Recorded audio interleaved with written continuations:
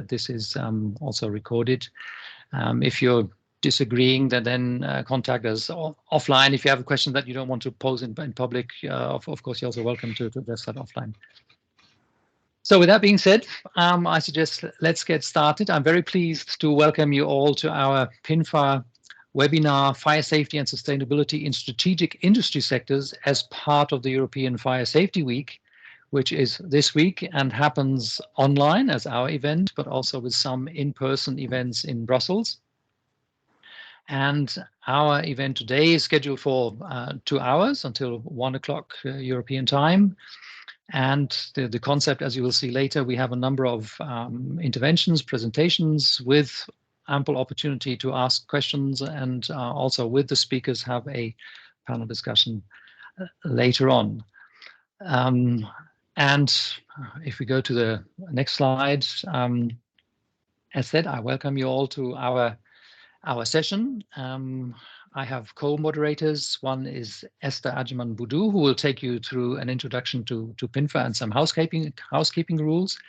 And I look very much forward to our event and hope for a lively discussion. We'll come to the details of the agenda in just a minute. Perhaps before we start, introducing myself. So my name's Adrian Beard. I'm the chairman of pinfa, the Association for Phosphorus, Inorganic and Nitrogen Flame Retardants, which is a sector group of CEFIC, the European Chemical Industry Council. With that, over to you, Esther. Thank you very much, Adrian, and welcome everyone. So if we continue on to the next slide, we would like to first remind you of some basic housekeeping rules for today. And the first one is just to let you know that your mics are already muted. So you will not be able to unmute your mic during the duration of the call. This is just to ensure that the event runs smoothly. We kindly ask that your cameras are turned off. Cameras being on sometimes interfere with the smooth running of the presentation for all participants. If you have questions, kindly use the chat feature to pose your questions.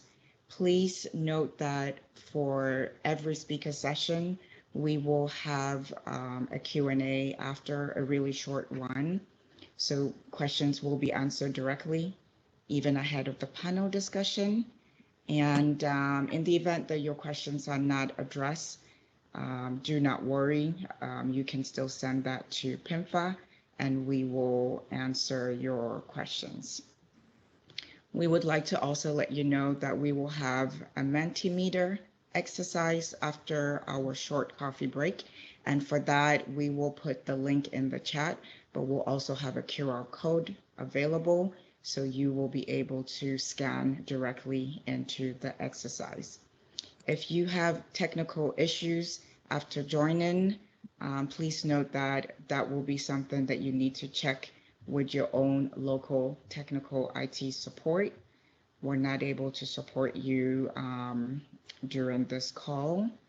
As Adrian mentioned, the call will be recorded. So if you do not prefer to be recorded, please keep your camera off or contact us outside of the meeting. Yes, so next we will like to remind you we're pinfa, which is the Inorganic Nitrogen and Phosphorus Flame Retardant Association, and a sector group of CEFIC. So all our meetings and events have to be held in strict compliance with EU and competition law. So during today's meeting, we kindly ask that you refrain from asking questions that are related to pricing or volumes, because we are unable to handle these types of questions. We thank you for your compliance.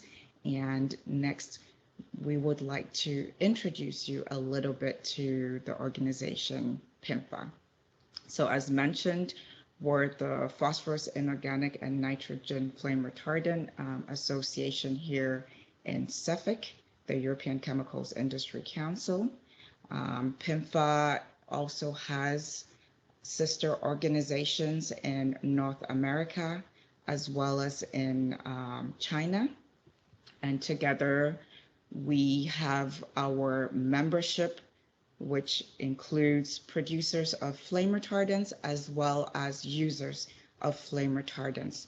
So on your screen, you will see some familiar names and logos. These are our members, and currently we have approximately 30 members.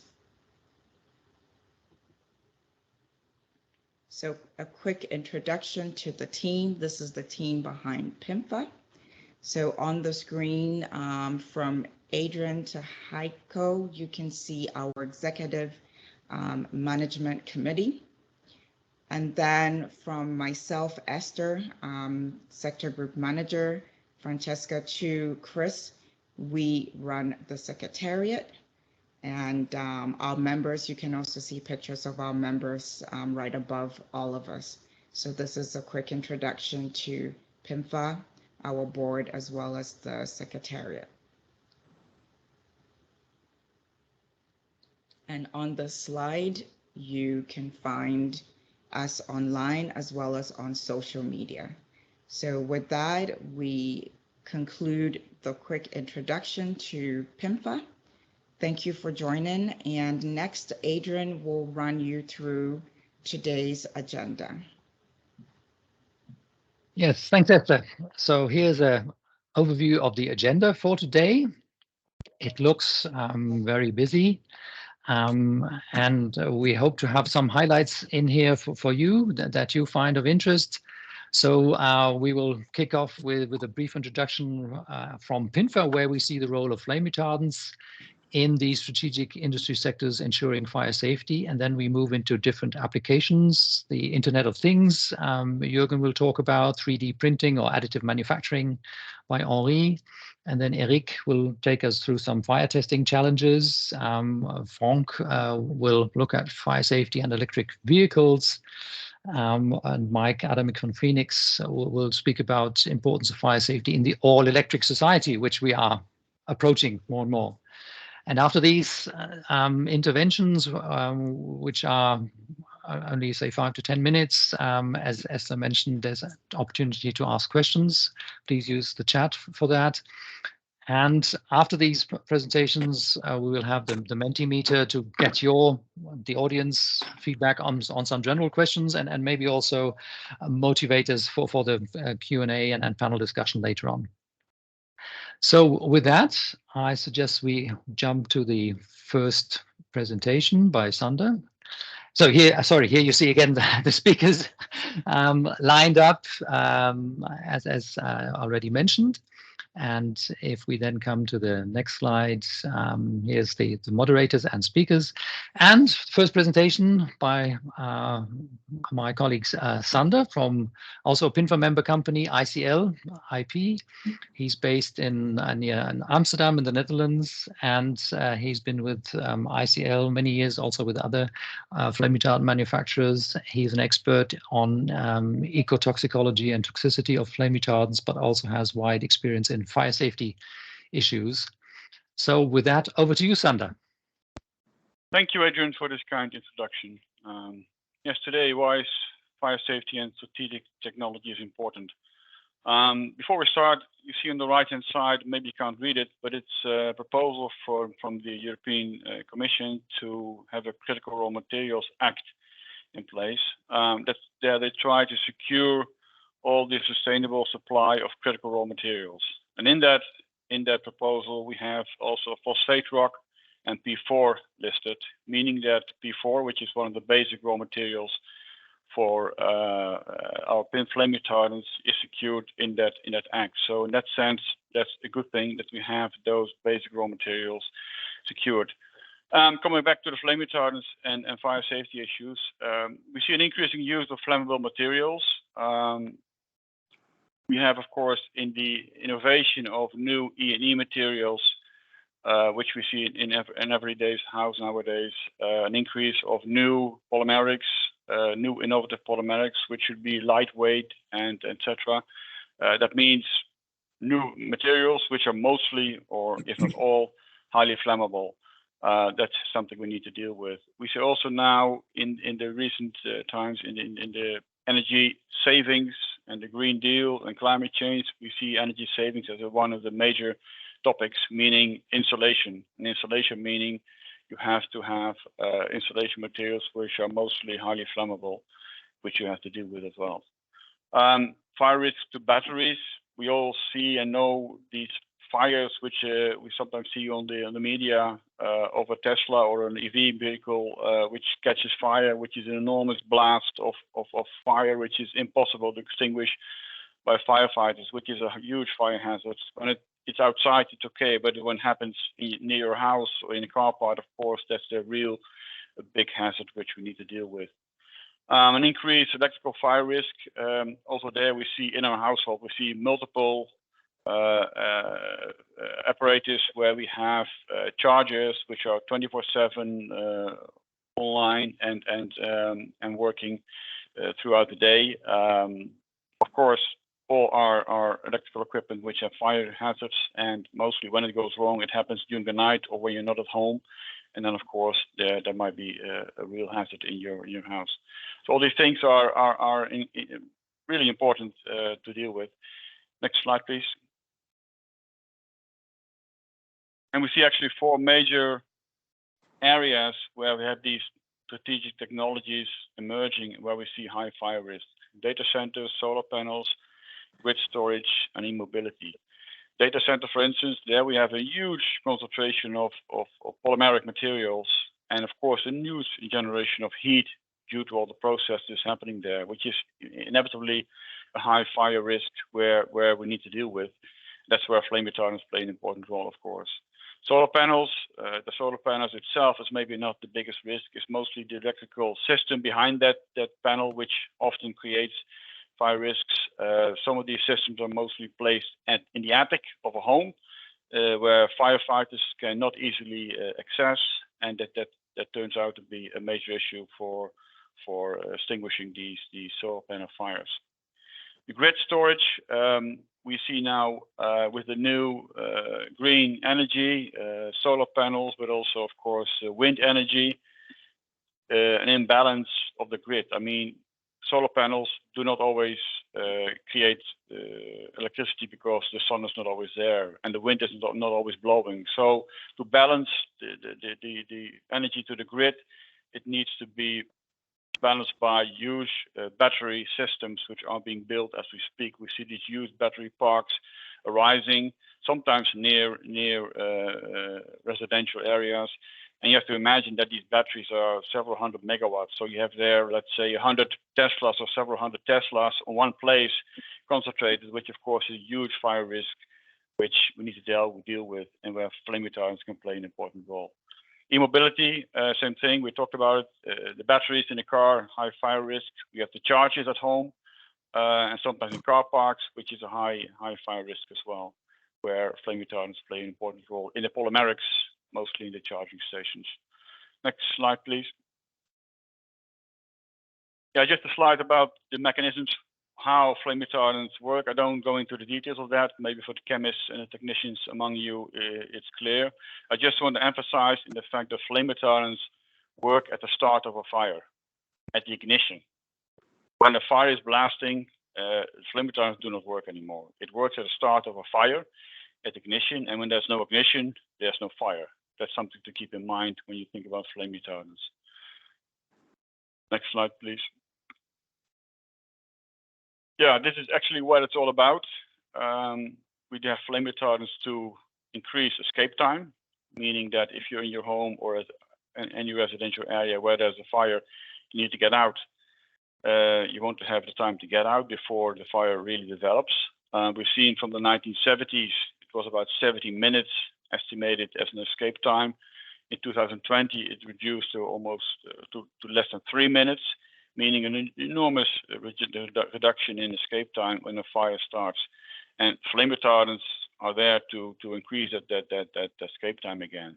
From start of fire to flash over, that time is needed to get out of your building. And of course, in the end, this saves lives. That's clear. Next slide, please. So in the end, when innovation sparks fire risk, we ignite protection.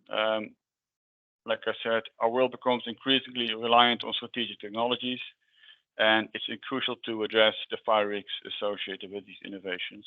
And one effective way to mitigate the fire risk in the context of these strategic technologies is through the use of flame retardants. That's very clear. I will leave it to that.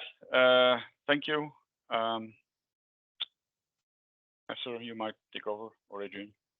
Okay. No, thanks very much, Sander, for this very brief introduction. Are there any comments or questions from the audience? Just a reminder, I think in the meantime, Esther shared the Mentimeter code, which we'll use later, but just to also let you know that you can look it up there in the chat. Maybe a quick question, Sander. You mentioned at the beginning this Critical Raw Materials Act by the European Commission, where there was news, I think just yesterday, that the Commission agreed with the other stakeholders on the way forward. So it is being endorsed. And for us, phosphorus is relevant there. So the inorganics or the nitrogen flame retardants are not so much affected, but phosphorus, because that is sourced from few regions in the world. And we have been advocating for not only making phosphorus a critical raw material, but even a strategic raw material. Any comments on that? Why phosphorus is so important? From my end, I mean, yes, yeah. It's clear that raw material. Without the raw material, of course, we cannot produce any flame retardant. So it is crucial for our technology. That's clear. And sourcing it, the source. I mean, we don't have multiple sources everywhere. The sources of phosphorus is limited. So you need to make sure that you have the sources reliable and secured for future use in Europe. Okay. Thank you. Good. If there for now no further questions or comments, let me then introduce you to Jürgen Treutsch, who's a consultant with his own company, Fire and Environment Protection Service, based, I think now again in Germany, Wiesbaden, right. After some years in Switzerland. So welcome back, Jürgen. Jürgen has been around in the world of flame retardants for many years, even decades. He has written books, Fire Protection Handbook, or Handbook on flame retardants, which I can only, and fire testing, which I can only recommend. And he's been involved in many flame retardant projects, has given many presentations and talks, and contributed to many events. So we're glad to have you here, Jürgen, and to talk to us about something rather new, the Internet of Things and e-mobility. So over to you. Well, thank you very much, Adrian, for this nice introduction. Indeed, I'm back from my holidays in Switzerland after 7.5 years. I'm back again in Wiesbaden, where I stayed before with my consultancy. So my consultancy is here again. And as announced already, I would like to talk very briefly today about megatrends and fire safety, particularly on the Internet of Things and e-mobility, not to forget. Next slide, please. Well, the Internet of Things and e-mobility are 21st century essential technologies with exponential growth. And here's a quickly growing number of physical objects in IoT, and the exponential growth of e-vehicles are new challenges that require adapted fire safety regulation and standards to better protect lives and property. So let's see what the status is and what could be done in the future. Next slide, please. Well, to start with the markets, to show that they're really an exponential growth. So if you look into connected IoT devices, which are suitable to IoT, we have a growth from 6 billion in 2015 to around 30 billion in 2025. So these are the estimates. So you see, it's really exponential. The same applies for e-vehicles. Here, until 2025, the e-vehicles fleet will grow to over 50 million, e-buses to 6 million, and 2- and 3-wheelers to over 300 million units. You see, there's a need to do something here with all these items we have here, and we have to look that the fire safety is okay. Next slide. please.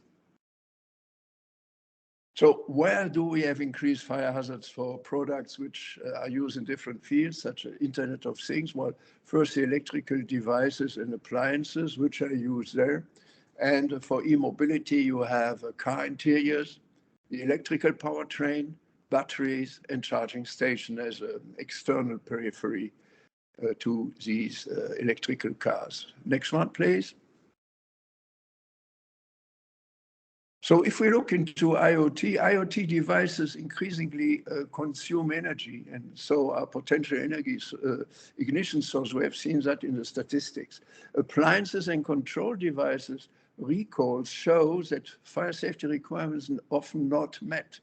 So one of the main causes for fires resulting from malfunction, which may be overheating, electrical components failure, and so on, is the use of non-flame retardant plastics. So the question really is here, can specific regulation or let's say monitoring the whole field here help? Next one, please. So let's go into the fire safety of e-vehicles. We have first the car interiors. That's a very old story, basically having nothing to do with electrical cars, but they're involved in. So for all cars, we have old and low fire safety requirements for car interiors, and they are mandatory. There's a fire safety need of modern road vehicles, which is not considered. And the problem is that really no changes are to be awaited soon, even if studies have been made, but you know the legislation takes time, and this is driven by the US and taken over by the rest of the world. So that's the point. If we go into electrical powertrain, here it looks a little bit better because we have UNEC Regulation 100 with an Annex 8E for vehicle approval with a mandatory large-scale fire test for rechargeable energy storage systems. So you see, you put a fire underneath and you look whether something happens or not. And I think that's a good approach for external fires. Next one, please. Battery is the same in the end, because here also something is moving in the right direction.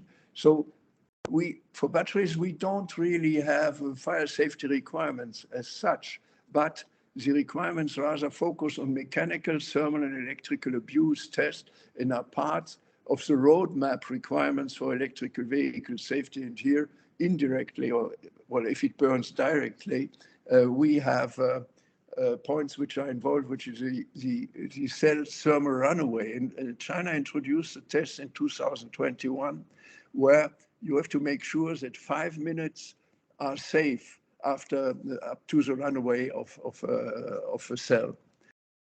What will be new worldwide for new and also for old batteries a little bit later is to include smoke requirements, the cabin interior. I think that's a very good approach to have a better fire safety in the future. And last not least, we have the external part, which are charging stations here. We have enclosures, plugs, and sockets, which must meet different flammability tests. And the problem is that in the US, you have rather the UL test, which are open flame tests.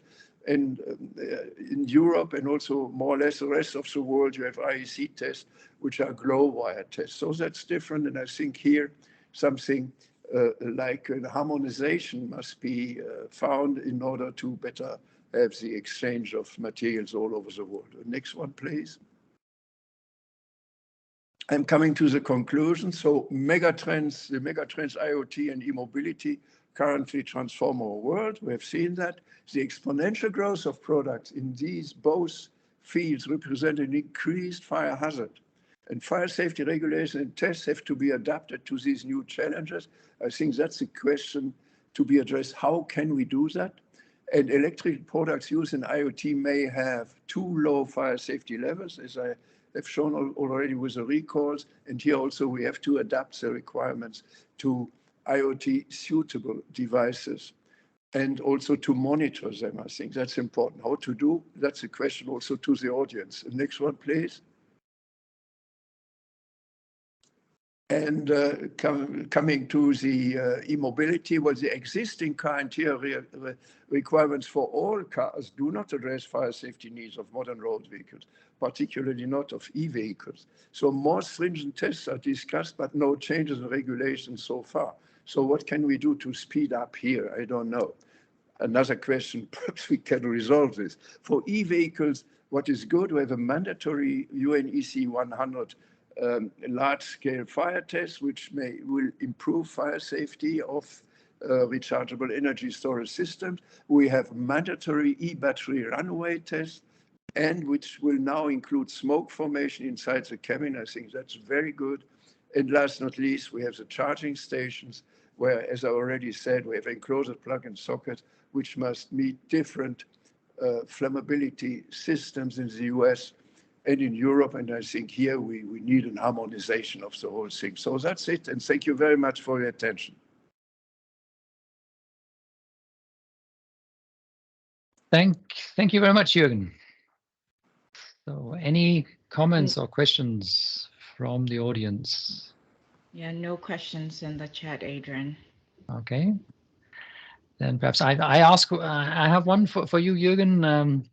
How do you see as going forward? How can we improve the safety levels? Is it by more stringent requirements, or do we need better control also of products? Because as usual, you can have the best requirements or the strictest requirements, but if no one checks, and if there's no policing, there's little point. Yeah. So where do you see the most need? Well, I think it's both in the end, because one point is if you look into these recalls for IoT, you have certain products which really don't meet the requirements. It's number one. And another point to me is that perhaps certain applications have too low fire safety levels. And I think here perhaps we could do something to have better fire safety levels, to have better safety in the end. So that's a difficult question. That's why also I wanted to address this to the audience. But there's no response so far. Okay, thank you. Okay. Yes, maybe just let them think. Okay. Yes. Maybe one comment on that, Jürgen. I mean, it's all about, of course, legislation and standardization. I mean, always legislation is behind. That's where it starts. If we don't have proper legislation and standardization in place, nothing will change. And that's where we have to push for, of course. Yeah, sure. The point is, as we see, it's MVSS 302 in the US for car interiors, nothing moves at the moment. Even if studies have been made here to find better fire safety tests and so on, but it will take time, and so that's a little bit the problem, yeah. And I think for IoT, I think IoT suitable devices should be looked at for better fire safety. That's my personal opinion. It will also be difficult to find something there, but perhaps there are solutions to that. That would be a point for discussions in the future. Yes, and maybe just another comment. Yes, IoT, Internet of Things, we think of the small things you showed in your picture, but you're just thinking of cars, not only electric vehicles, but generally also combustion engine vehicles. Almost half of the new vehicles that go on the road are interconnected, so are connected to the internet and exchange a lot of data, be it their navigation system or exchange data with the manufacturer, even though we as drivers or users don't even notice.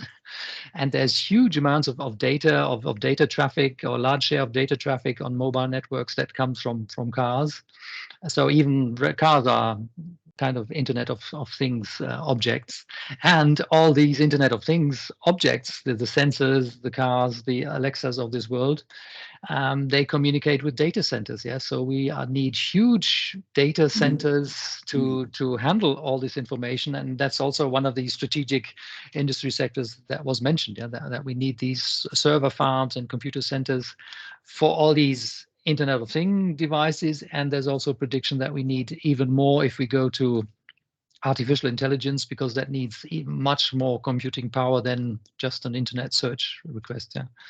So just a side comment. Yeah, we will see much more of this one coming. Point. Another point, perhaps, if you go generally into cars, you have so many little electrical devices here now helping you for the window panes, whatever, and so on. Mm-hmm. And these are all little electrical motors which are potential ignition source. And I think we have to be very careful here, and also the high voltage we have now in cars, right?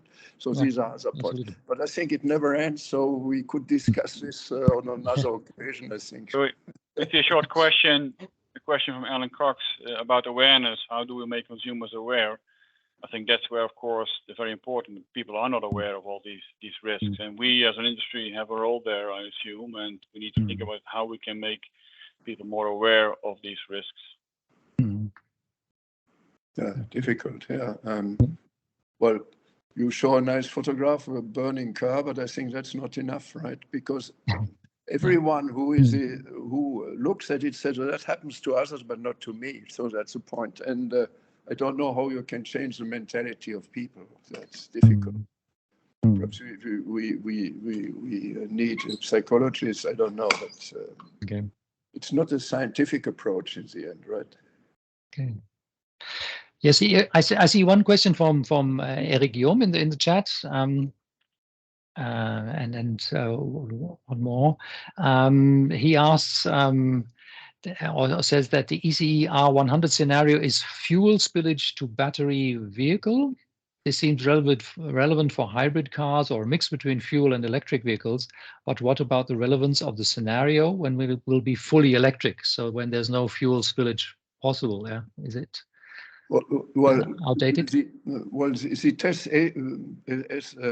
as Eric says, in the beginning, the test was the ECR34, which is a tank test, a fuel tank test. Looking at the tank, what happens after 90 seconds, I don't know exactly. If it's fully involved to a fire, will it burst and everything will burn? The Chinese, I think, started to take over, say, okay, instead of the fuel tank, we put a battery in the system to see what happens there. So the point to me is that they wanted to see whether there would be a summer runaway of the battery afterwards, which would need to result in a fire. So that's the point to me. And now a sort of mixture we have at the moment. If you look at the standard 8E Annex standard, you can see that the old drawing with the fuel tank is still there. So it's not done completely, but I think the approach is good to have external fires. How do they impact on a car system, be it fuel or be it electrical? Okay, thank you. And we have one more question here. Are there any statistics of fire events and their share for IoT, ICE cars, or so combustion engine cars versus electric cars, domestic appliances, etc.? Any comment on that? Well, there are no statistics for IoT products so far. I can't, as I said, the only thing is really the recalls, but that's more conservative. That's the recalls for appliances or whatever, and not directly connected to IoT applications. So that's one point. If you go into the cars, for electrical cars, there are statistics, and it is shown that well, it's not very much. There are not very many fires from electrical cars. It's I think even a little bit less than conventional vehicles. But the problem is once it burns, it's somewhat different to the classical approach. And for other, let's say for other application for statistics, I'm not aware of anything special there. Okay. Okay, thanks a lot. Yes, I saw Chris also made a comment on this question in the chat with the link, so also invite you to follow up. But thanks very much, Adrian, Jürgen, for now. you're muted again, or your sound is not coming through. Okay, my mic is. Do you hear me now? Okay. Do you hear me? So whilst Adrian is coming back, I see, Chris put a comment in the chat. Several sources suggested fire occurrence in EV is not higher than internal combustion, but the fires can pose very different dangers for built-in firefighter users, for example. Okay. Oh, you can hear Adrian. Sorry. Do you hear me? Then it's the control room. Please, let's continue. Control room will go back to fix the problem. Okay. Houston, we have a problem maybe. Okay. or Brussels. Okay, it's good that everyone else can hear me. Yes, with that, we move to the next presentation. And if you could advance to the next slide. Yes, and we meet Henri Vahavi from the Université de Lorraine. Welcome, Henri, and thanks for joining us. So Henri is an associate professor at in the Department of Materials at the University of Lorraine. And before he received his PhD in material science from the University of Montpellier. And he looks at structure property relationships in polymer systems and also flame retardancy of polymeric materials in particular. And today, Henri will speak to us about additive manufacturing, or as it has been called traditionally, 3D printing. Yeah, so over to you, Henri. Avec plaisir. Thank you, Adrian, for the kind introduction. So as you can see, maybe, yeah, here from title, the aim of the presentation is to provide you with some information about the opportunities and, of course, the challenges brought by the use of 3D printing technology in manufacturing of flame retardant materials. Next slide, please. Yeah. So I won't go through the history of flame retardants, but it's important to emphasize the ongoing evolution in development of flame retardants. We had and still have the evolution in development of flame retardants, and currently I think the main challenges regarding the flame retardants are related to development of more sustainable flame retardants. Next slide, please. And of course, this evolution should be considered the evolution of processing also, as it was happened in the past with different types of processing, such as coating, extrusion, and now with 3D printing, and how finally we will develop some flame retardants, especially for 3D printing. Next slide, please. Yeah, next. Yeah, if you take a look on the literature related to use of 3D printers for manufacturing flame retardant materials, there are three main ways of preparation and enhancing flame retardancy. These methods are summarized here. And for further details, you can read our review paper published in 2021. You have the reference here. Please, the next slide is, yeah, here. Thank you. So the first and the main method to prepare flame retardant materials by 3D printing is the incorporation or mixing flame retardants with polymer. Then you can prepare the flame retardant filaments or pellets for FDM printers.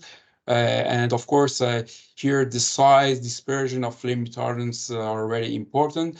And we have also the mixture of flame retardant and polymer powder for SLS printers. Then the second way is printing of high or ultra performance polymers. Here we don't need the flame retardants. And finally, the third way is the use of potential of additive manufacturing. That's an interesting point. This point provides us the possibility and freedom to modify the design and geometry of flame retardant materials, and this can further help us to improve the flame retardancy. So this is not possible. This method is not possible with the conventional manufacturing methods. Here you have some figures, schemes showing the possibility of printing layer by layer, and especially to localize flame retardant in a part of your material, or to create core skin structures, to put flame retardants inside the holes inside your material, and totally create the creeps structure to modify the fire propagation. And in some cases, we are even able to change the fire scenario. Next slide, please. So, of course, this intersection of 3D printing and flame retardant properties gives us some opportunities in terms of development of materials with enhanced flame retardancy. And generally, there are several added advantages of using 3D printing, such as cost reduction, less waste, less production time. But here you have a list of some advantages given by 3D printing, especially for flame retardant materials. 3D printing also allows us to a specific design. That means the flame retardancy can be tailored to specific applications, as you observe on the last slide.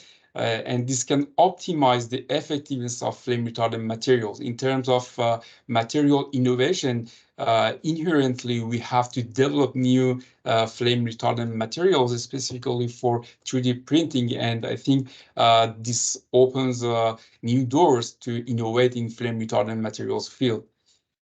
Then 3D printing gives also us the possibility of new ways of flame retardant combination. You can imagine combining and printing 2 or 3 flame retardant materials on several layers, and then we can benefit from synergism actions and improvement of flame retardancy. And if you localize, for example, the flame retardant in a thin layer on the surface of material, then it give you the possibility to overcome the problem related to the flame retardant dispersion in bulk material. Different industry also have specific flame retardancy requirements. With 3D printing, tailored solution can be developed for a specific application, for example, in a specific direction in a material. Also, 3D printing can create complex shapes that are difficult or impossible to achieve with traditional manufacturing methods. These geometries can be designed to enhance flame retardancy, of course. And finally, all these strategies contribute to decrease the flame retardant material waste, and this can lead to cost saving and a more sustainable approach to flame retardant material production. Next slide, please. Yeah, but on the other hand, there are some challenges related to flame retardant materials developed by this technique. Generally, I think there is a lack of knowledge regarding the effect of 3D printing on flame retardant properties. So more research is needed to understand the behavior of 3D printed flame retardant materials. Since the 3D printing gives the possibility to replace metals or other non-combustible materials in different applications. So automatically, the fire risks are increased, and that's a very key point. We should also consider the variation in flame retardant properties is possible due to variation in printing parameters, and also if you change the type of printers. So that's a challenging point. As I already mentioned, more research is crucial to understand the behavior of 3D printer printed flame retardant materials, and also to develop advanced solutions for fire safety. And finally, new regulation standards and testing methods related to these materials prepared by 3D printing are needed. For example, you have the UL program. The name is the Blue Card program. Is a good example, but it includes only UL 94 information for the printed materials, and it cannot provide more information about the whole fire behavior of material. So it's the end of my presentation. Thank you for your attention. Thanks very much, Henri. Any questions from the audience, perhaps? Or perhaps while we're waiting for one question to you, Henri, are there any examples of commercial applications already of flame retarded 3D parts, materials, or where would you see probably the most immediate use of such materials? You have, of course, some filaments developed by 2 or 3 companies, and so I don't know if I should give the names, but you have V0, for example, the level of flame retardancy for these materials. and they already use their in industry, and the polymer types, the polyamide, polyamide flame retardant. I don't have the information about the flame retardant used. I think it's confidential. And about the real application, no, I don't have the information about the parts really printed by these materials. Okay. No, thanks very much, Henri. Good. Any other comments, questions? I see none at the moment. So thanks again, Henri. Thank you very much for this nice overview. And Henri already led over to the next topic, which is about testing. And as we heard, 3D printed materials have their own testing challenges. And now we have a real expert for testing, fire safety testing. It's Eric Guillaume from Effectis. He has been in the world of fire testing for more than 20 years, worked in different institutions like LNE and SNCF, so the French railway company, and also French National Laboratory for Testing and Metrology. And since 2015 is with Effectis, a big network of fire test labs all over Europe. And he's the general manager of Effectis France. And we're really glad to have you here. And Eric is also involved as, say, heading a test organization, also a lot involved in standardization standards. Also when it comes to fire threat to people and the environment, this ISO committee, he's subcommittee, sorry, he's chairing. So we have a real expert here. And Eric will speak to us about the challenges of fire testing with these new technical developments that we're facing, and where we need to catch up also with matching safety technologies and requirements. Over to you, Eric. Thank you, Adrian. So welcome everybody. I think everybody hear me. So next slide, we will go directly to the topic. So I choose to present you the challenges from process to end of life. So really focusing on the life cycle of our products of interest. So what are the challenges we see from process? We have the introduction of bio-based source of carbon. We have introduction of environmental free fillers, and it includes flame retardants, but not only, all the fillers that are integrated into polymers. New production techniques. So Henri presented a part. There are effectively additive manufacturing systems, but they are also many others, layer by layer deposition and so on. So we have more and more new configurations of production techniques also. And we have new threats because we ask more for the product we produce. So Jürgen showed that we introduce functionalities. We introduce, for example, batteries, and this makes new challenges, new aggressions, new contents of the products, new constraints, and all of that will make some challenges of testing. We have also something that is very important and that is emerging, which is evolution of regulations at the process level, including, for example, nowadays we need to have estimation of emission factors for some regulations in some countries. I include the example of France after the Lubrizol fire in Rouen, where we have to have an idea of emission factors of products like, for example, metals or dioxins for many of the contents of any plant. So it's not so evident. And so it makes also new challenges in characterization of smoke and so on. And we have also new tools, and I cite just one of them, which is ISO 26367 series for environmental impact of fires that can be used prior to any fire in risk assessment of any plant. Next one, please. If we continue, we have new challenges in storage also.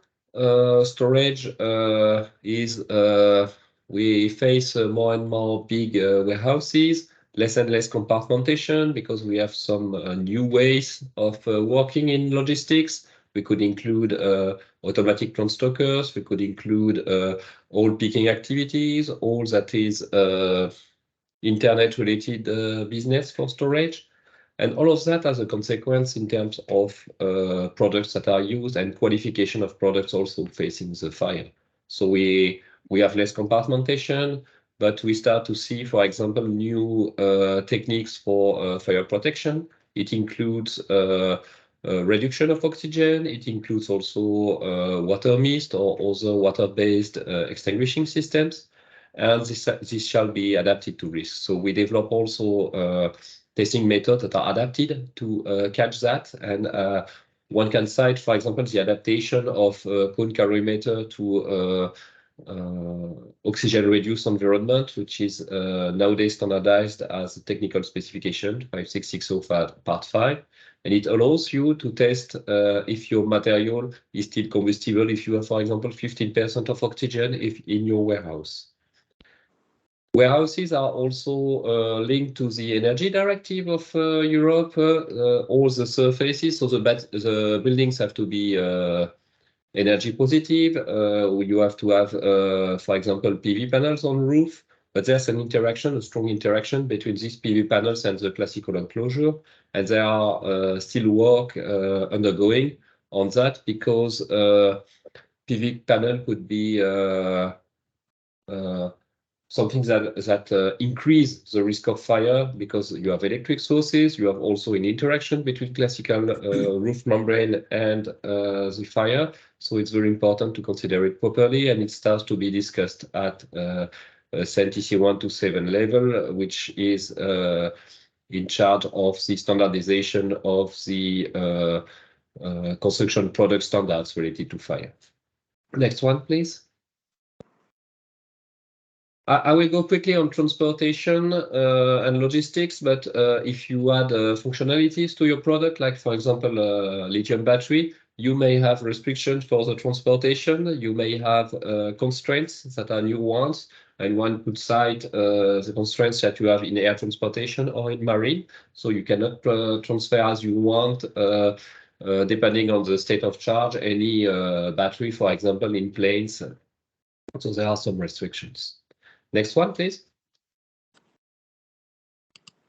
When we go to markets, there's an important point also, which is that we have to test end-use conditions, end-use products. The objective is to make the safety assessment of a building.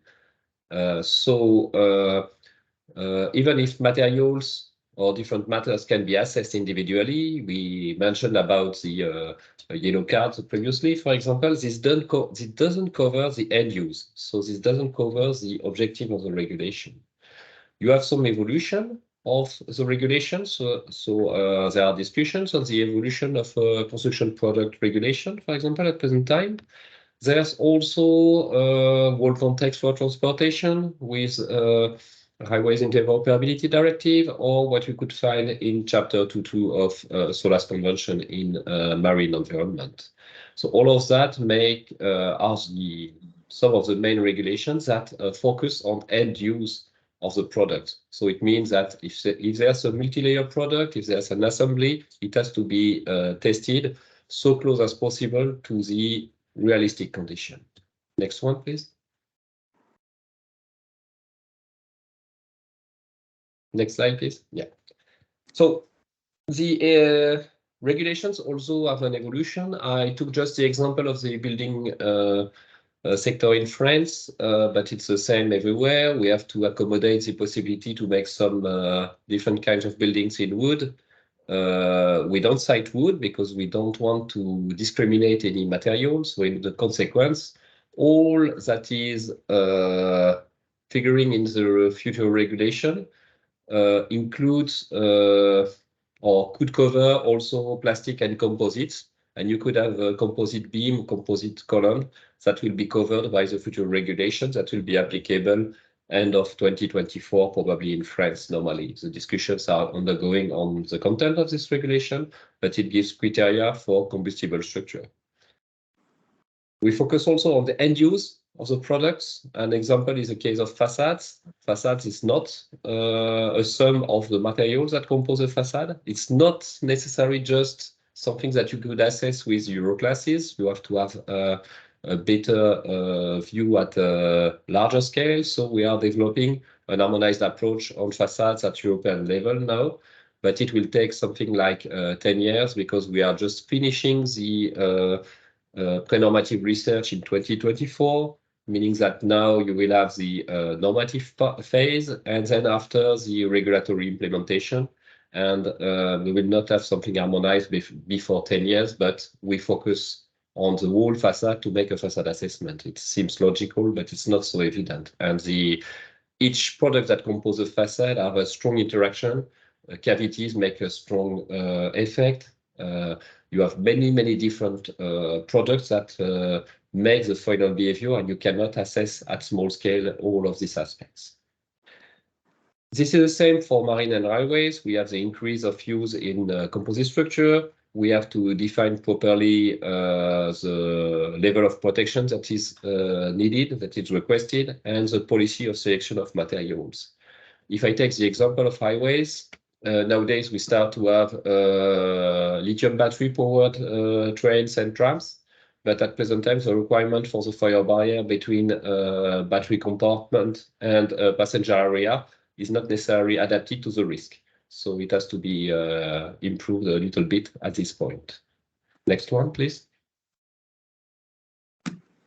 Another challenge is the management of the end of life of products. So we have several aspects for that. The first one is probably the reuse challenge, because if we reuse a material from deconstruction, for example, how do we retest or recertify the product? And it's not so evident for any product, but it's one of the trends.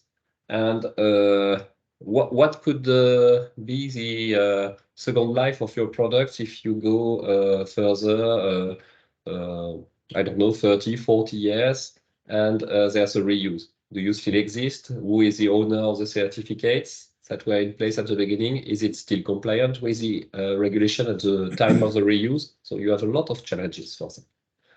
There's a challenge of recycle also, and eventually compost and energetic valorization of the products. So this covers many topics. So next one, please. And just to conclude, last slide. So next one.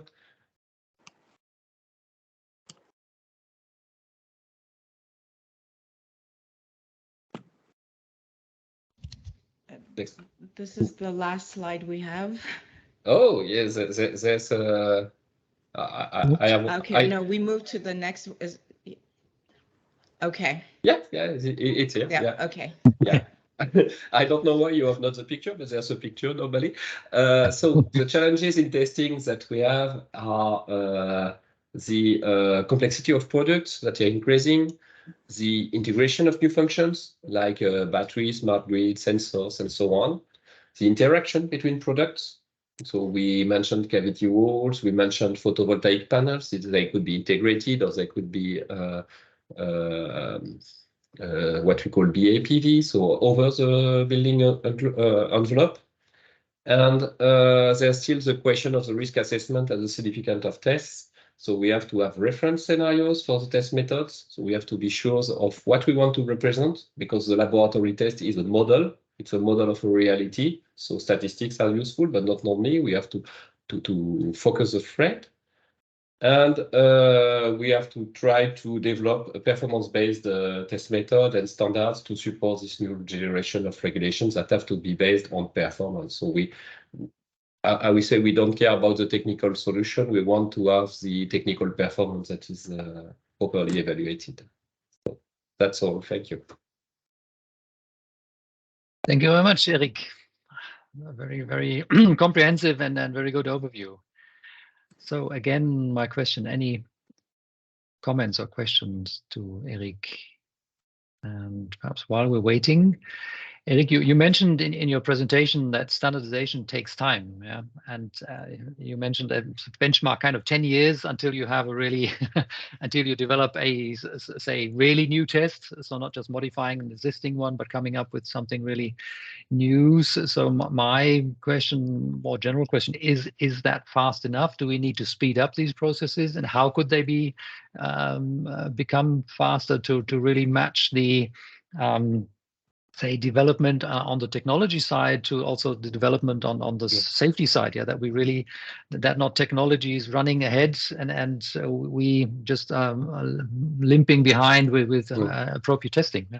Yeah, no, you're totally right. It takes time to develop good standards, good test methods, and to implement them in regulation. So the only solution when the evolution is too quick compared to this process is to have well-stated objectives of the regulation. So you could propose alternatives to answer to them, but you have to identify what are the risks, what do you want to cover, what are the objectives, and if you have good safety objectives, then you could adapt and propose something the time needed between the period of implementation. Because really, we are facing two processes that are too different. One is innovation that goes too quickly compared to the one that is standardization and regulations. So my understanding is really having good understanding of what are the objectives of the regulations, and then we could propose different ways to answer to them. Okay, thank you. Jürgen, it looks like you have a comment or also a question. Yes. Eric, thank you for a very nice presentation. You raised one point is the fire safety of new functions, and you mentioned sensors to be integrated there. So what are the details of that? Is there anything tangible there, or where are we? Oh, yeah. We tested, for example, construction products that integrate some functionalities like thermal sensors. Some of them could also change their transparency or their appearance in an electric field. For example, you have glass and partitions that become opaque just pushing a button. You have heating systems that are transparent, so they make at the same time a window and heating. So things like that. You have also glass and photovoltaic panels. So you mix different systems, in fact, in one. And the difficulty for that is that they are normally covered by separate regulations, and you mix everything at the same time, and you could have contradictory between regulations. I take, for example, just a case of very simple BIPV panels, so integrated to the building. Some of them are transparent, so they are at the same time envelope of the building, and so they have to answer to acoustics, to thermal insulation. They have to answer to fire, and they have to answer to electrical directives. So, and all in the same product. So and be sure that the four objectives I mentioned, they are contradictory. So so this is one of the challenges we have. That's a lot. I think about it for appliances and this sort of things in respect to IoT. So let's say consumer electronics or whatever, or household appliances. Is there something already? You know that or not? We honestly, I cannot go in detail like that, but we can discuss this. Yeah, perhaps later. Yeah. Okay, yeah. Good. Okay. Because it will take all the afternoon. We started. We have to meet. Okay. Okay. Okay, thanks. I see some more questions in the chat. Sorry. No, just like there are questions in the chat. Yes. Yes, Sander, why don't you put them forward? Yeah, I'm just reading them from the chat. What are the regulations for building and construction and PV related to flame retardants? Yeah, That's a general question. Yeah, but at the same time, this is what I mentioned. What matters is, in the end, the fair behavior of the PV panel itself, and the future will be of the PV panel in interaction with the roof system or the facade system, and not alone. And I will say the technical solution probably uses flame retardant in some parts, but the objective is not to have any requirement on these flame retardants. They are covered by other regulations. The objective is to assess the performance of the system in the end only. Another question was, can AI help us in testing? Yes, but how?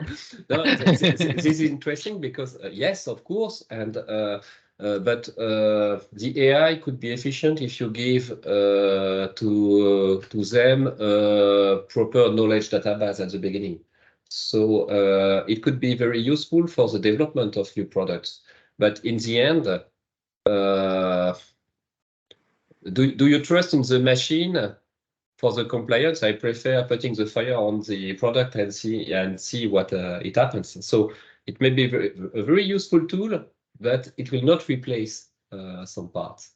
And be sure that here we are dealing with fire safety, so we are dealing with safety of people, and we want that such kind of things remain human controlled. Even if you are held by an artificial intelligence, you have a human to take the decision in the end. There's one more additional question, which is quite detailed, maybe for Eric to take offline, I think. Yes. Or we can take it later in the panel, perhaps. Yeah. But thanks for those questions and submissions. And yes, I suggest in view of the time, we are slightly behind our schedule, but no worries. We have some buffer with the panel. My suggestion is, although Frank is already lined up for his next presentation, my suggestion is let's take the break now because we are over the, say, half time of our meeting. So let's take a short bio break. You can grab a coffee, water, whatever, and resume our meeting at 12:15. We will leave the meeting open, so you can just leave it open on your end or dial in again as you prefer. But now is the chance for everyone to take a quick bio break or grab something to drink. And looking forward to see you in a few minutes again. And we have 2 more exciting presentations coming up, so don't drop off. And an exciting Mentimeter exercise and more opportunity to ask questions and have a debate with the speakers. So see you in a few minutes. Thanks for now.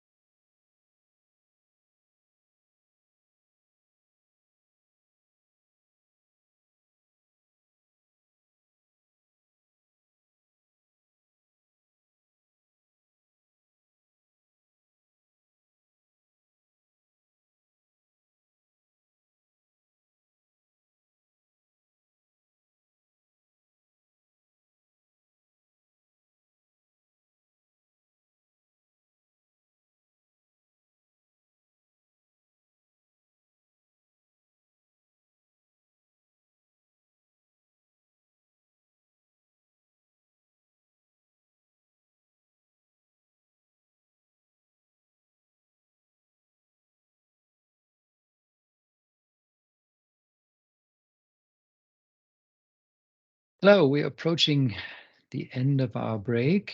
Esther, Francesca, do you hear me?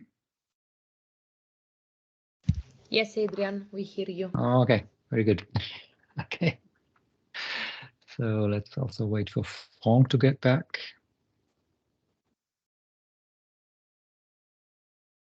But we're still slightly out of time.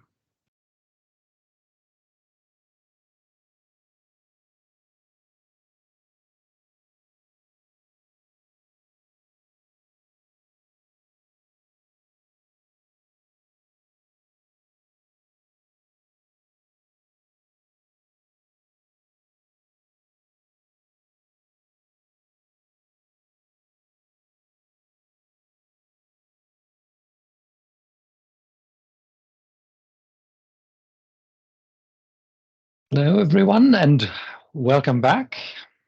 So I still see people joining, and so welcome for rejoining after the short break.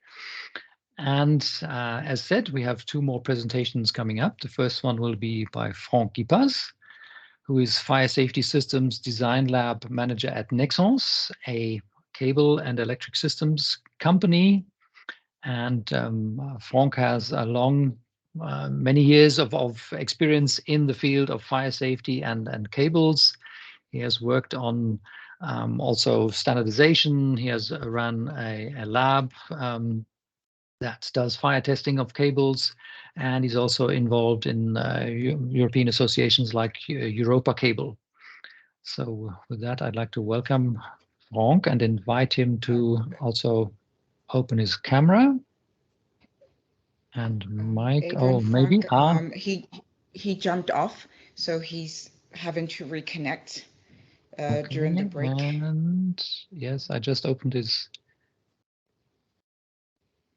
Okay, let's see. I re-invited him. He sent an email. No. Adrian, why don't Frank, we? yeah. Yeah. No, Frank Yes. should be able to. Yeah, There he is. sorry. Very good. Yes. Perfect. Yeah, sorry. In fact, I have been disconnected during the break. I don't know why, but it No happens worries. sometimes. I Sorry for already this. introduced. No worries. I already introduced you, Frank. So Very you good, can Adrian. go to flying start. Go ahead. Thank you. Thank you very much.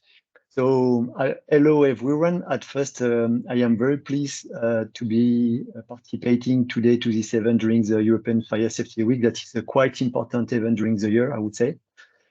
Today, I will share with you some key information, especially dealing with fire safety and how this is strongly combined to sustainability and environmental aspect in our strategy. But before to deep dive into the topic, I would say a few words about what Nexans is, and maybe you can go next slide.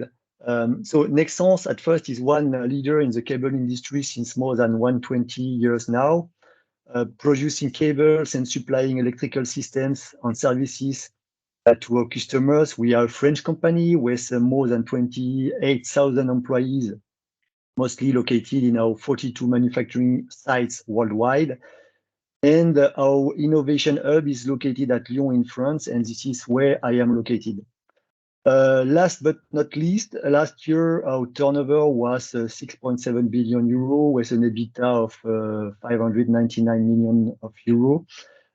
And this year it is expected to overpass those targets, so this is also a good news for us. Next slide, please. Well, today Nexans is manufacturing all type of cables, from HV cables carrying energy from its generation. This means windmills, solar farms, nuclear power plants, etc., to the interconnections. And then we have the medium voltage cables that bring this energy to its destination using what we call DSO. This is the distribution system operators. And finally, we have the so-called low voltage cables connecting the distribution system to the end users. So this means us in our flats and houses. Nexans is little by little disengaging from telecom and data business and also from industry solutions to focus only on electrification. And if you go next slide, I will explain you the reason. It's mainly because we see clearly a massive investment in the electrification in the coming years. And what it is predicted is that by 2040, we will have something like 23,000 billion of euro invested in the electrification. And what is also predicted is that by 2030, we will have a drastic increase of the electricity demand on the market. It is really difficult to imagine what this means, this 20%. But just to give you an idea, this represents the current consumption of both Europe and US together. So electrification is becoming key, replacing technologies or processes that use today fossil fuels by electrically powered equivalents, and electricity generation need clearly to shift to low carbon source such as renewable. Without this, I would say no chance to succeed in the ambition of reaching the net zero emission by 2050 as expected. And clearly we have to limit the global warming by the electrification. So finally, this will lead to the installation of an enormous amount of cables, whatever the domain. And there are some points that are at risk, like scarcity on raw materials and fire safety, we will have clearly to manage. So if you go next slide. So now, why electric cables and fire safety? On this slide, you have an extract from data compiled in 48 countries and issued in 2020, so it's not so far away from us. Here it was pointed out that more than 4 million of fires were declared, leading to 20,700 fatalities and 71,040 severe injuries a year. So it is not fantastic, it is dramatic, I would say. It was also highlighted during that year that 32% of those 4 million of blazes were structure fires and 24% of them were residential fires. As regulation is changing slowly, and this was also reminded by other participants, and bearing in mind that 13 to 25% of those fires are related to electrical failures, our ecosystem has a strong responsibility being proactive. To give you a basic idea, it is said that in an office of 100 square meters, there are more than 200 kilograms of cables. So you can understand the effect when such type of products are burning. And here, our CEO, Chris Guérin, took the commitment of manufacturing finally and delivering everywhere possible only fire-safe solutions. This has started, and I would like to highlight this trend by a typical use case we have in France related to the infrastructure to charge EV, especially in underground garage. Next slide, please. So those areas are particularly sensitive to fire risk. In 2015, a blaze was reported in 41% of the underground parkings, and 61% of them were related to a fire in a car. Firefighters are also claiming an increased complexity when they are acting in those garages because of the fast fire propagation they are facing too, and because also of the high amount of smoke that is released that is quite difficult to extract. They also say that the presence of electrical vehicles in this environment is clearly a new risk to them, and they are not used to fight against those new type of fire. And the retext is also quite poor on those fires. And this is why sometimes it's a bit problematic to discuss about statistics, because we do not have so much figures around such type of fire. So it's difficult to draw any conclusion at present time. And I would say the regulation also has not yet started considering all those points, and we have to be proactive to limit those risks. And maybe you can go next slide. So we decided to work on the global electrical architecture that could be a source of fire. The traditional way when we are plugging charging point to the network is to connect individually the charger with one cable to the voltage supply. And in building, if you multiply this by the number of inhabitants, then you have an important quantity of combustible material, not always fireproof in the building. With the new solution, we limit drastically this risk because we only have one main cable crossing all the garage. And as soon as we have to connect one charging point or additional charging points, we just have to add derivations to connect these main cables to the voltage supply. This limits drastically the total cable length in this environment and also the weight to be installed in the garages. So the cable design we have been qualifying is reaching the highest performance, being CCA S1D1A1, I show here on this slide, even though the market is only requesting ECA today, meaning extra limited fire performance. The new design based on this performance is therefore not propagating the fire with a heat release that is really limited. We have also a limited release of smoke, and this smoke is neither acid nor corrosive for the structure of the buildings. And last but not least, but this type of cable does not produce also high amount of flaming droplets that is sometimes at risk for firefighters, or also people when they have to escape a building. In addition to this, we did the development of this architecture involving partners of our ecosystem. And Michaud is one of these selected partners collaborating with us really at the early stage of the development, and they were designing specific accessories fully compatible with the cables that reduce also the electrical risk at the end, and therefore the fire risk. Maybe you can go next slides so that I arrive at the conclusion. So as main takeaway, what I can say is that Nexans is today fully dedicated to the electrification. That is the only way to achieve the net zero emission ambition. One of the reasons of this massive electrical cables volume that will be needed to be installed with, this with likely an increase of the fire risk, especially considering the new usages like EV, but also solar panels, BESS systems we will find very soon also installed in our buildings.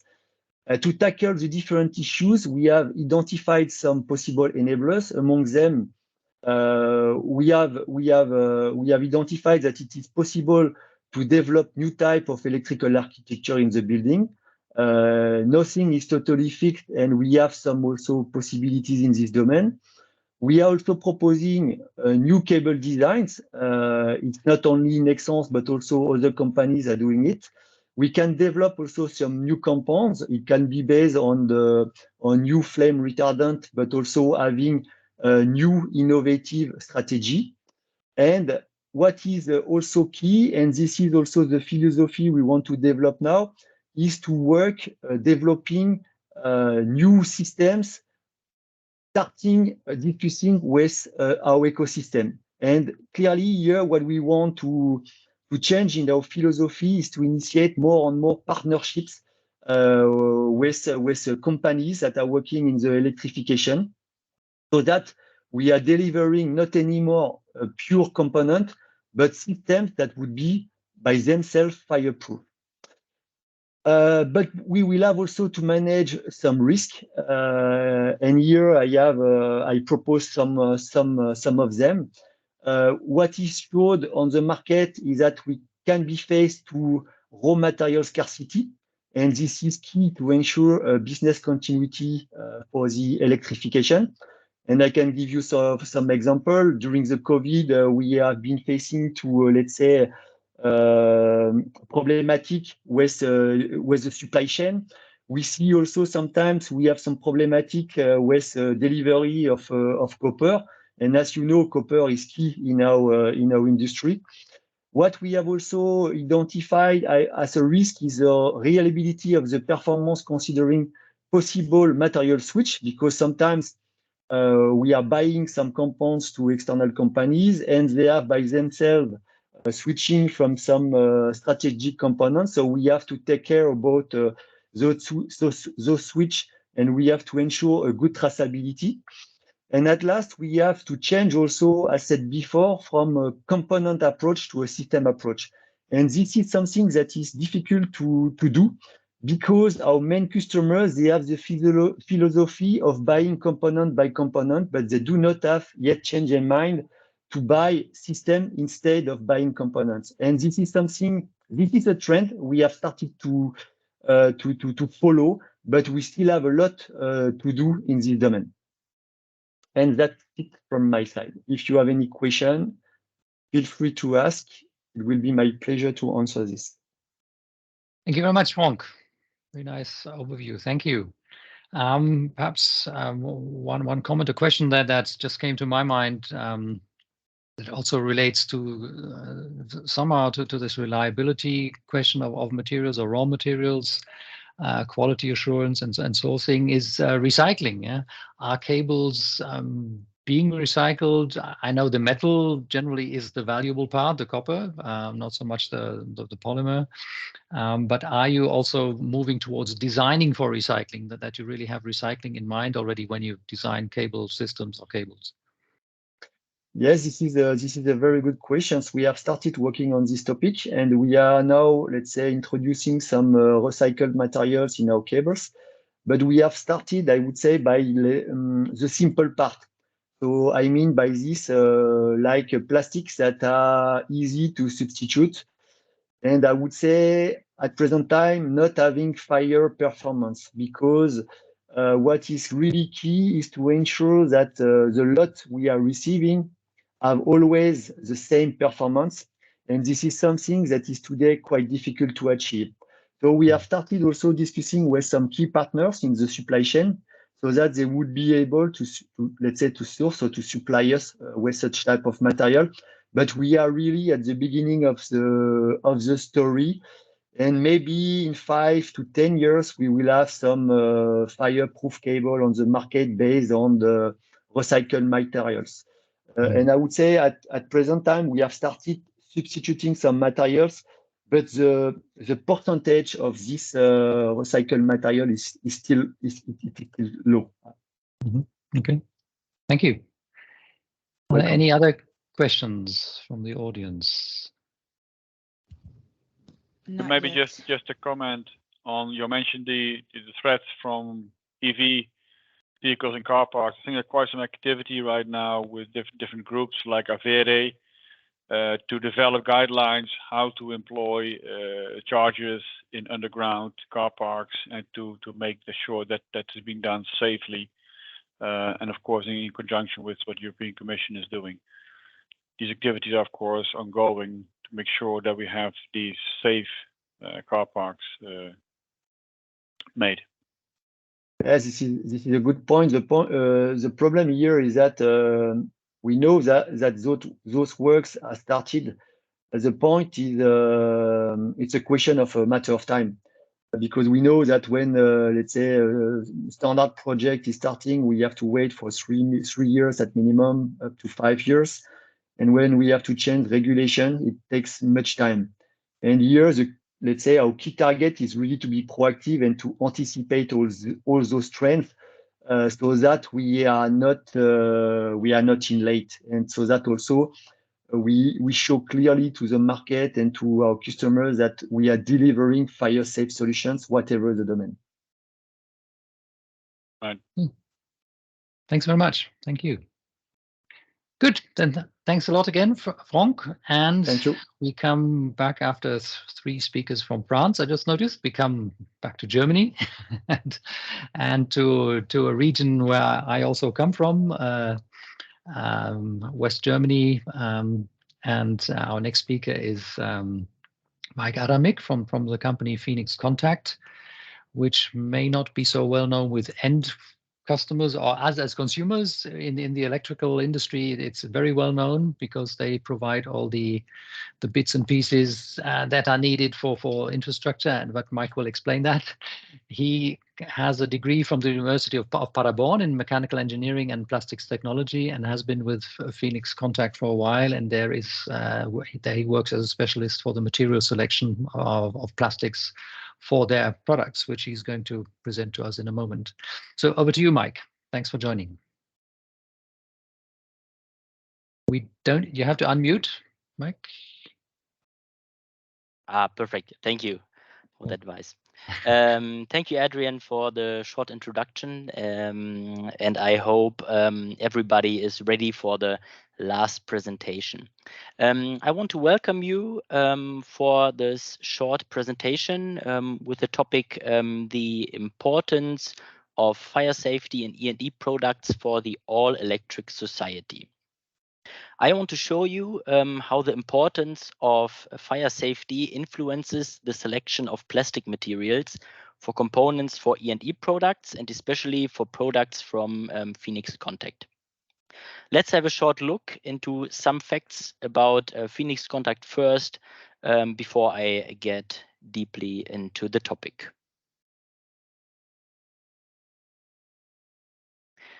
Yes, as you can see, Phoenix Contact has his headquarters in Germany, in Blomberg. It is in the middle of Germany, and this location has been steadily developed and expanded.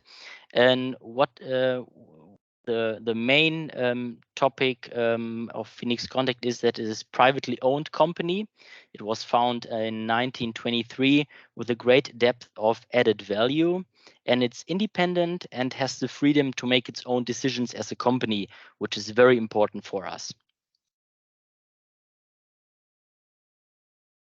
More than 100,000 products as the basis for innovative solutions currently developed and produced at 11 production sites are developed and manufactured by around 22,000 employees worldwide.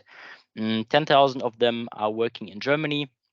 And from this, we generate 75% of our sales in international markets and 25% in Germany, which remains our largest market. Our sales volume in 2022 was 3.6 billion euro. And as I said, it was founded 100 years ago and is now represented in more than 100 countries.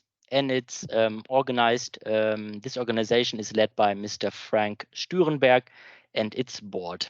These are some facts about Phoenix Contact. Now we can go deeply into the topic. To meet the challenges of being able to serve all these markets worldwide, we have over 100,000 products in our portfolio that we can combine to create comprehensive solutions, taking into account the latest technologies and services, as we heard today. From the sensor to the cloud, wherever it is obvious that they can be used. From, for example, terminal blocks, energy monitoring, safety relay modules and sensors, sensor actuator cables, power distribution and power transmission, power supplies, protective relays, DC-DC converters, DC-AC inverters, charging technology, of course, and surge production. All these components and a lot more can be found at Phoenix Contact. And in these sectors, our products can be found. In the energy sector, in the industry automation, in infrastructure, in the e-mobility, in building technology, and in process automation. So the products of Phoenix Contact are the backbone of the electrical transformation of our society. They are not really visible, as Adrian said, but they are really highly important for this transformation to the all-electric society.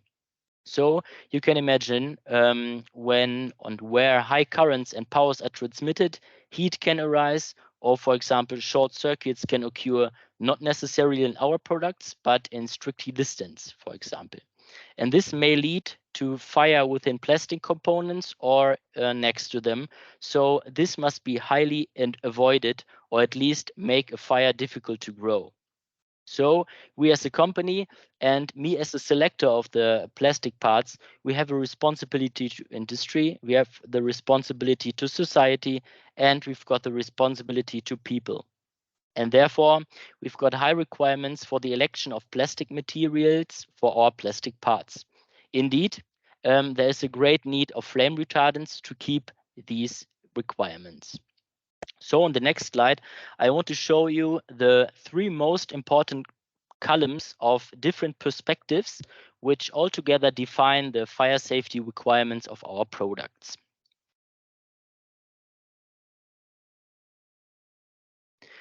So we've got, first of all, the international standards, the product standards for our products. These include, for example, European standards, and of course, American standards, for example, the UL standards. I only decided to show only some of them.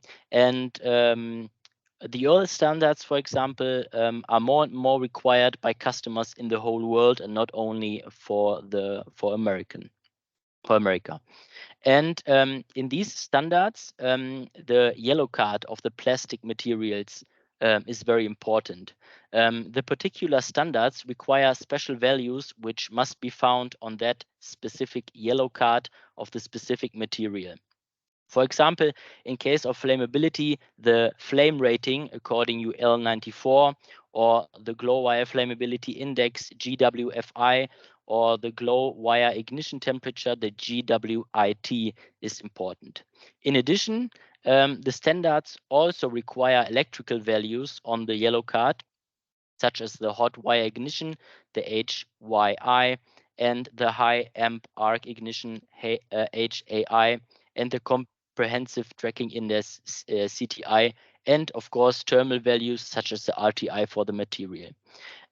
This represents the most important column, and is really important for us for searching the new materials for new products. And the second column are special customer needs, for example. In the last years, the question of the V0 flammability class becomes more important. So there are customers now who requires for all components in one product from Phoenix Contact, that all components should fulfill this flammability class, even if it is not needed by the international standard. And customers wants to have halogen-free materials, silicon-free materials, and of course, the currently discussed PFAS-free materials are asked as well by customers. And the third but not least column is the market. For example, the railway market, which requires materials with only little emission of toxic and dense gases while burning. So it's very difficult to have materials there which are flame retardant by red phosphorus, for example, because there's a lot of white dense smoke. Or, for example, the infrastructure. Here I have the example of tunnels. So in tunnels, no halogenated flame retardant plastics should be built in. However, not only the fire safety requirements with its presented 3 columns are important for the selection of plastic parts. In addition, there are some more issues which have to be taken into account while selecting the suitable material for an application or for new developments. For example, miniaturization, electrical requirements, mechanical requirements, design guidelines, and of course, what becomes more and more important are regulatory issues. And all these requirements lead to a careful and conscious choice of plastic materials which guarantee my safety and yours. Thank you very much for listening.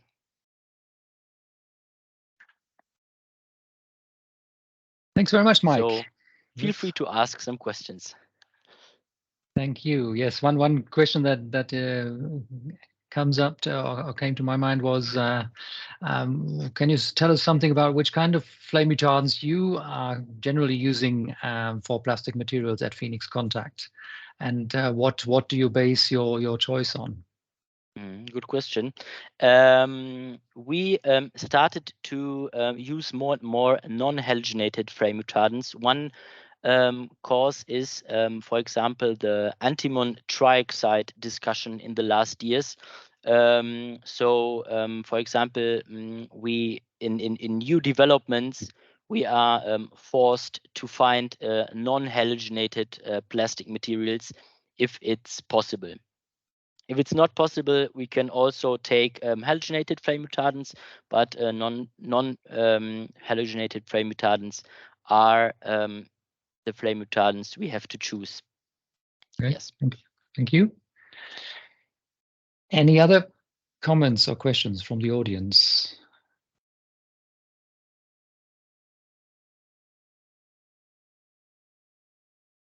Maybe also a question similar to what I asked Frank before, recycling. I think that's a particular challenge for your kind of products, because we saw there are many really small kind of products, pieces. And we know that sorting is a big hurdle in recycling of plastics from waste electronics or electric materials. Any ideas on that, or is Phoenix Contact looking also into design for recycling or working in that direction? Yes, of course, recycling is a big topic at Phoenix Contact, as well as the sustainability topic.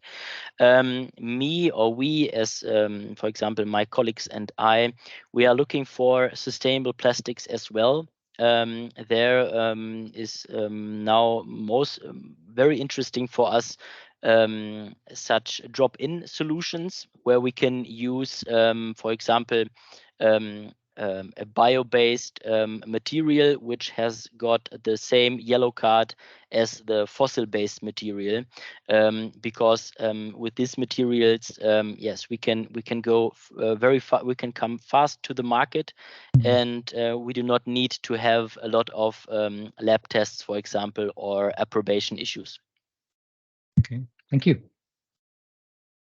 Good, then thanks again, and thanks also to the other speakers.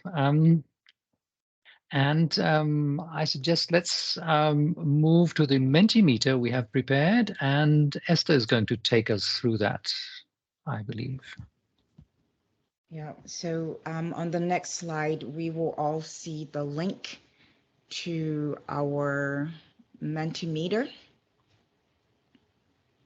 So yeah, one second.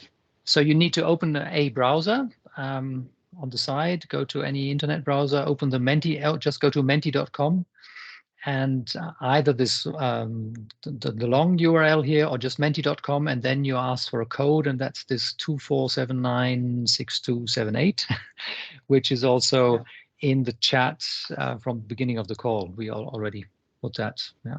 Or you can scan the QR code you see on the screen with your mobile or other device.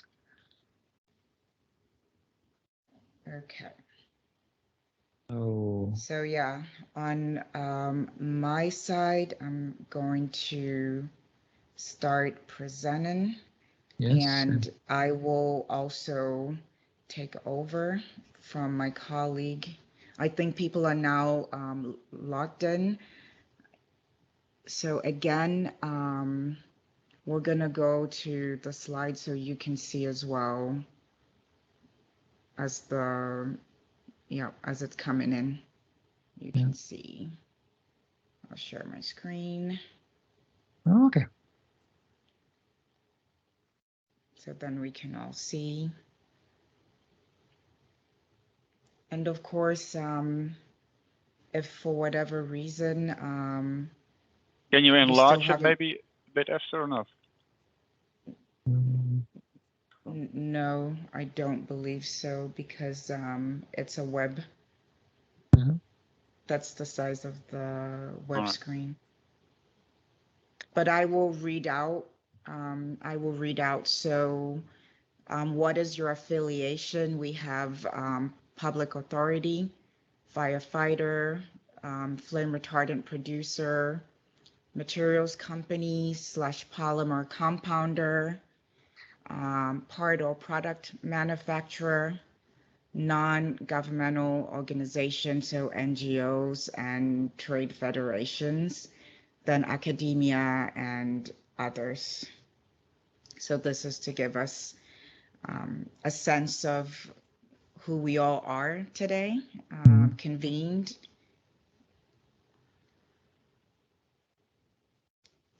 Good. Let's give it another moment for people. We have 34 answers by now. We see that at the corner, right-hand bottom corner. Yeah. Good. But perhaps then I suggest let's move to the next question, Esther. Or? Yeah, we'll move to the next. So here, yes, if you could let us know what is your favorite takeaway from the webinar so far.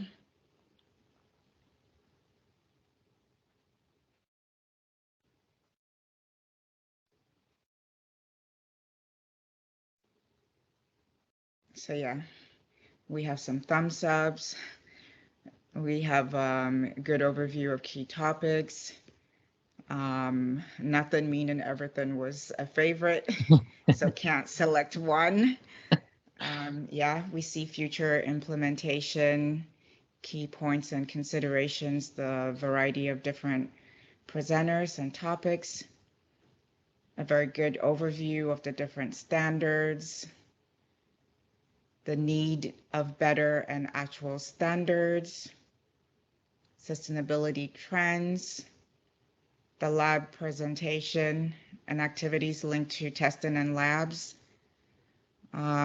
Yes, and also recognition that there's a lot of room for innovation, the clear need for suitable regulation regarding fire safety and this new scenario, which of course was also discussed yesterday.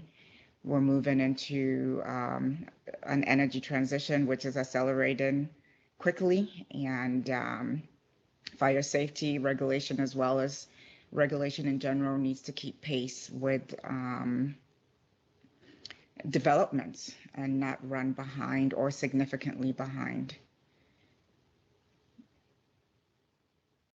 So Adrian, we have 16 comments and 8 people who more or less support these comments. Okay. And let's perhaps move to the next. Yeah. So thank you all very much for your comments and insights. This is also a way to have all of you collectively participate in. So which technologies present the most significant fire safety challenges? So this is in your opinion, please share. We've explained some today, but for those of you who also participated yesterday, we did have several presentations and discussions on technologies. I don't want to preempt your choices, so I won't list them again. But yeah, it would be of value not just to this session, but also to the entire European Fire Safety Week, which technologies you perceive to be having the bigger challenges.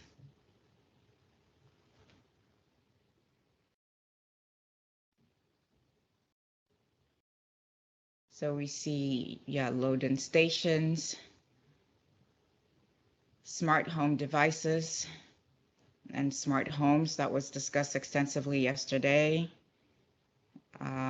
Lithium-ion batteries, electrification.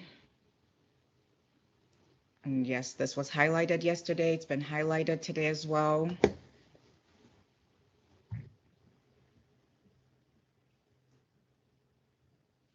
EV, vehicle charging, high power module, automotive and E&E equipment, alignment,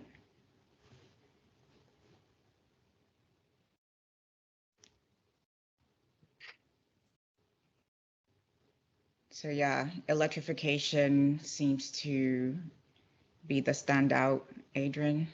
Mm-hmm. Oh, very good. Yeah.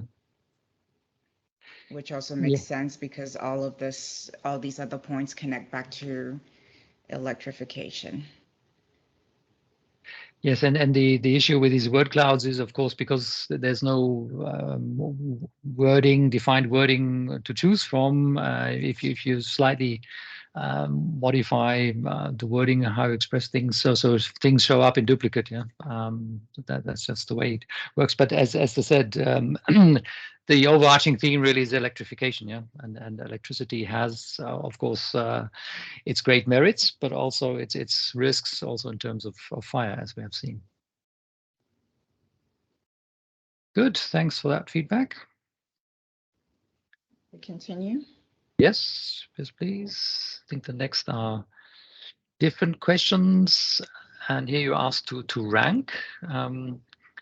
And for that, you drag and drop the list of items. So what you see here on screen is just the default. You are asked to do your own ranking. Yeah?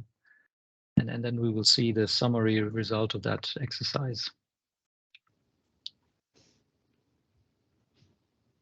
So yeah, which criteria? Yep, rankings are coming in. Most important for the use and selection of flame retardants.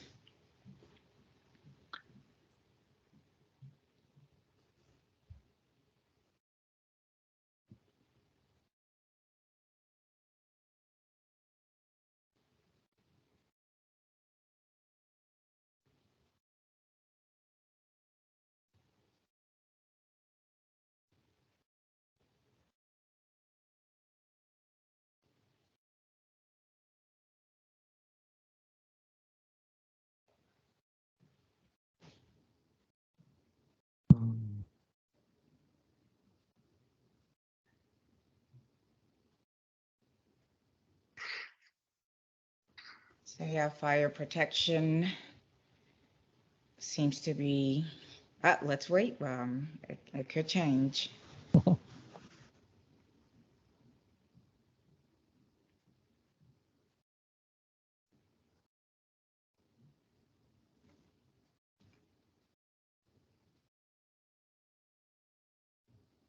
Okay, I think fire protection, Adrian, seems to be in first position, followed by material performance and environmental and health properties of the flame retardants. And yeah, so we've had this particular question at other events, and more or less the top 3 selected by you is also reflective of what other communities have also selected. And of course, the recyclability, carbon footprint, and price, those tend to be more variable. So yeah. Adrian, we move to the last question. Yes, please.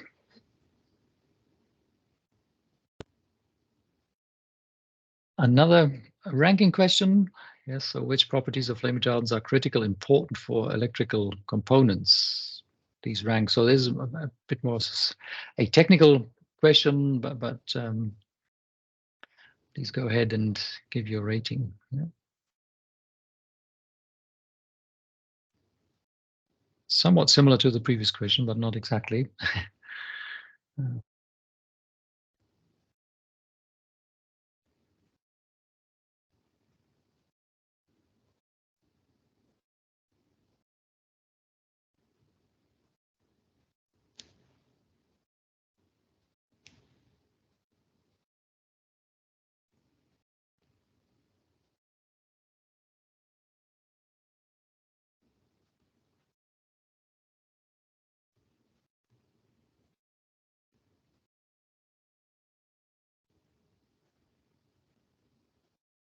Good, and similar to the previous exercise, yeah, of course, the key performance requirement is the flammability rating that's required, yeah.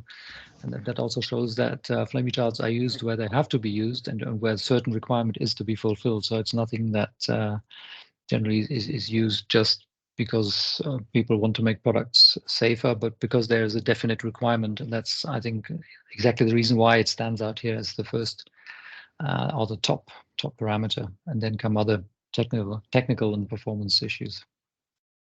Yeah. Good.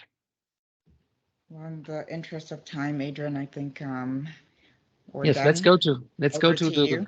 let's go to the very last. Oh, sorry, then I was too quick, because that was your general